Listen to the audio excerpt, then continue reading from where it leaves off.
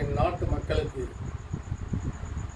79வது சுதந்திர தினத்தை முன்னிட்டு என்னுடைய கனிவான வணக்கங்கள் தெரிவித்துக் கொள்கிறேன். இந்த நாடு சுதந்திரம் பெற்று 79 ஆண்டுகள் கழித்து தற்போது வல்லரசு நாடாகிய அமெரிக்காவை எதிர்கொள்கின்ற அளவிற்கு நம் நாடு முன்னேற்றம் அடைந்துள்ளது. பொருளாதாரத்தில் முன்னேற்றம் அடைந்துள்ளது, இராணுவத்தில் முன்னேற்றம் அடைந்துள்ளது, கனிவளத்தில் முன்னேற்றம் அடைந்துள்ளது.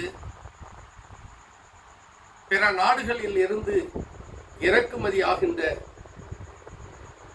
விஞ்ஞான பொருட்கள் எல்லாம் நம் நாட்டிலே தொழில் வளர்ச்சி துவங்கி முன்னேற்றம் அடைகிறது. ஆகவே நாம் விரைந்து அமெரிக்காவுடன் போட்டி போட்டு முன்னேறி வருகிறோம். குறுகிய காலத்தில் நம் நாடும் வல்லரசு நாடாக ஆகும் என்ற நம்பிக்கையை இந்த தினத்தில் உறுதி கொள்வோம். அதற்கு நாம் எல்லாம் செய்ய வேண்டிய கடமை என்னவென்றால், நம் நாட்டில் ஒற்றுமை வளர வேண்டும்.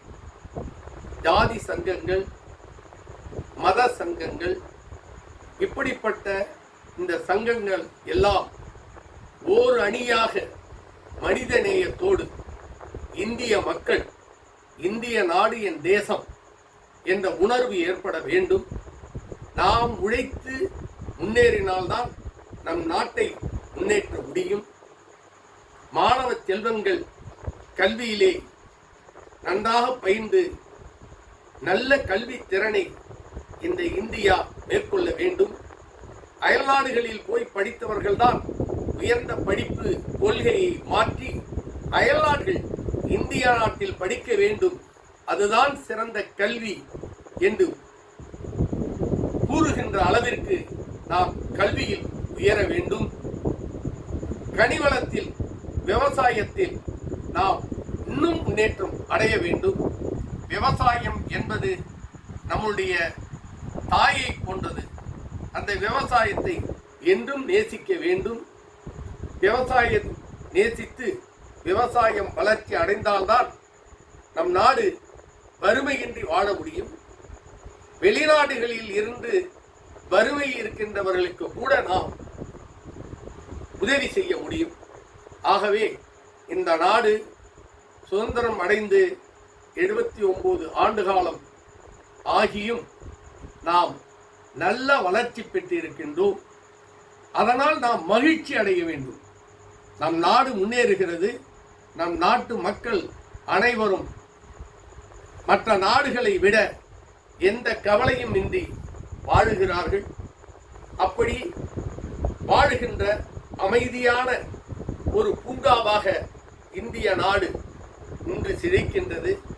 நம் நாட்டோடு எந்த நாடும் உரசி பார்க்க முடியாது.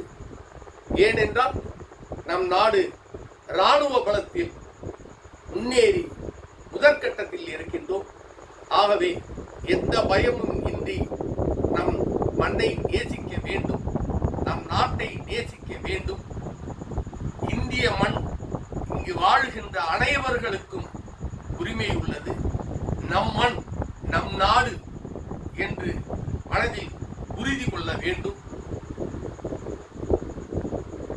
இப்படிப்பட்ட ஒரு நல்ல சூழ்நிலையில் இதையெல்லாம் நாட்டு மக்கள் உறுதிமொழியாக ஏற்றுக்கொண்டு நம் நாடு வாழுவதற்கும் நம் நாடு வளம் பெறுவதற்கும் நாமும் உறுதுணையாக இருப்போம் என்று உறுதிமொழியை ஏற்கொண்டு நாம் அடுத்த வருகின்ற ஜெனரேஷன் மக்களுக்கு நாம் ஒரு வழிகாட்டியாக திகழ்ந்து அவர்கள் செழிப்புடன் வாழ, அவர்கள் நிம்மதியாக வாழ நாமும் இப்பொழுது துணை நிற்போம் என்று கூறி விடைபெறுகிறேன். நன்றி, வணக்கம்.